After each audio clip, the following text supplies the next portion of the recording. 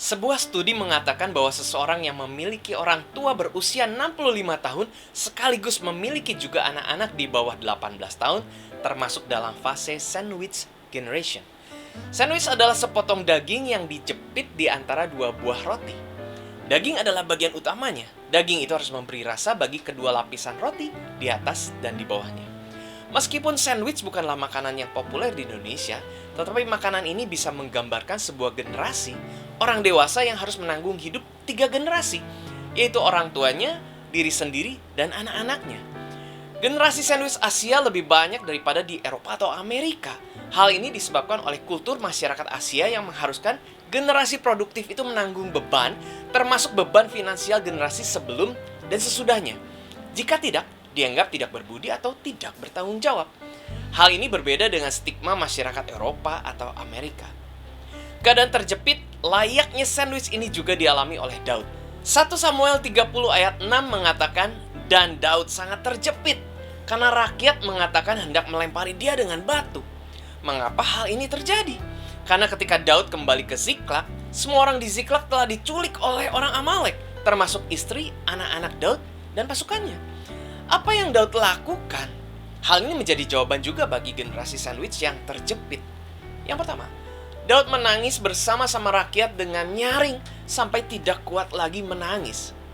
It's okay not to be okay. Sebagai pemimpin, Daud mengakui bahwa dirinya terguncang atas peristiwa ini. Ada kalanya keadaan tidak baik-baik saja. Tidak masalah mengakui dan menunjukkan hal itu kepada banyak orang. Justru dengan berpura-pura bahwa semua baik-baik saja akan memberi sinyal kemunafikan dan kurang empati. Menjadi seorang pemimpin yang rentan merupakan salah satu ciri pemimpin yang orisinil. Buat generasi sandwich, mengakui keterbatasan dan kelemahan merupakan langkah awal dari solusi. 2.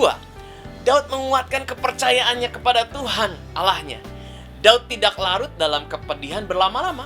Dia sadar bahwa dirinya ditunggu orang banyak untuk langkah selanjutnya. Di tengah situasi terjepit dan terancam, Daud tidak lupa untuk bertanya kepada Tuhan, dan Tuhan pun menjawab. Jangan lupa untuk bertanya kepada Tuhan, sesulit atau sekritis apapun kondisi keluargamu saat ini, Tuhan akan menjawab. Yang ketiga, reverse engineering. Apa itu? Reverse engineering adalah teknik untuk mendapatkan solusi dengan urutan langkah kebalikan. Daud dan pasukannya menginginkan agar keluarganya diselamatkan. Tujuan akhir itu adalah awalnya. Kemudian Daud mengurutkan langkah-langkah taktisnya terus sampai ke Ziklag. Akhirnya, berbekal peneguhan Tuhan dan kemampuan strategi, Daud mampu melepaskan semua yang dirampas oleh orang Amalek itu. Nah, generasi sandwich, apa yang menjadi tujuanmu? Apa yang menjadi kebutuhanmu? Cobalah mengurutkan langkah dari yang terakhir dulu sampai terawal. Jika cara biasanya gagal, barangkali ini saatnya Anda melakukan langkah dengan urutan terbalik. Berjuanglah terus karena Tuhan menyertai kita semua.